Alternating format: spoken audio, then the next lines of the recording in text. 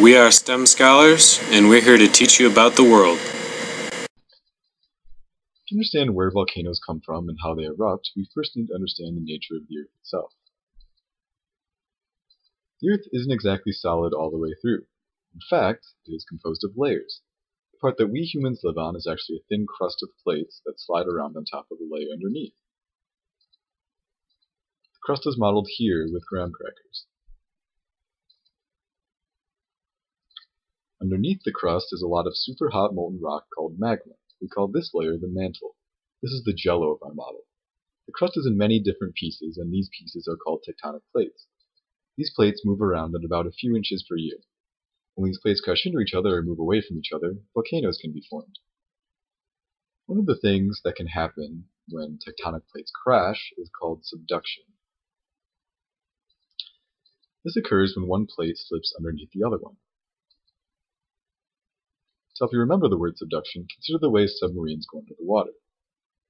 When subduction occurs, the plate that slips under begins to melt and magma rises to the surface, forming a volcano. Plates can also move apart, which can cause volcanoes to form underwater as lava seeps through the gap. This is also the way some volcanic islands are formed. There are three types of volcanoes: shield, cinder cone, and composite volcanoes. Shield volcanoes are formed from running lava. This running lava spreads out to cover a large area, making them the largest volcanoes. The Hawaii volcanoes are commonly shield-type volcanoes. The next type of volcanoes are cinder cone volcanoes, and they are piles of ash and tempera. Tempera is tiny rock bits. Cone volcanoes are the smallest type of volcano. The last type of volcano are composite volcanoes. These are formed by many layers of sticky lava and ash. Since lava is so sticky, these volcanoes have violent eruptions.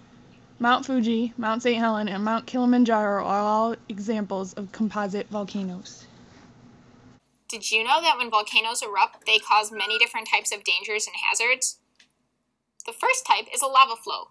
When the volcano erupts, lava oozes out of the vent of the volcano and starts flowing down the sides. The flow will be fast if the lava is runny, like in shield volcanoes, or it will be slow if the lava is sticky, like in composite cone volcanoes. Lava can also be explosive as the gas bubbles try to come out of the liquid, kind of like how your bubbles float to the top and pop in fizzy drinks. A flow of lava will destroy everything in its path, either by knocking it over, burying it, or burning it. Poisonous gases are another type of volcanic hazard. When volcanoes erupt, gases escape, but you cannot see them. Some gases smell like rotten eggs, but others have no smell. Not being able to see or smell these gases makes them very dangerous. These gases make it difficult for humans and animals to breathe, and that is why researchers have to wear special masks to protect their lungs when studying these volcanoes. These gases can also mix with water vapor in the atmosphere and form acid rain, which is bad for plants. Another volcanic hazard is ash. Ash is little teeny tiny pieces of volcanic rock which get blown up in a cloud when a volcano erupts and can be carried very far away from the volcano by wind. These clouds can get so big and travel so far they can be seen by satellites in outer space. For example, when Mount St. Helens erupted in Washington on the west coast of the United States, its ash cloud traveled all the way to the middle of the United States. Ash falling out of the sky looks a lot like snow, but it is a lot heavier.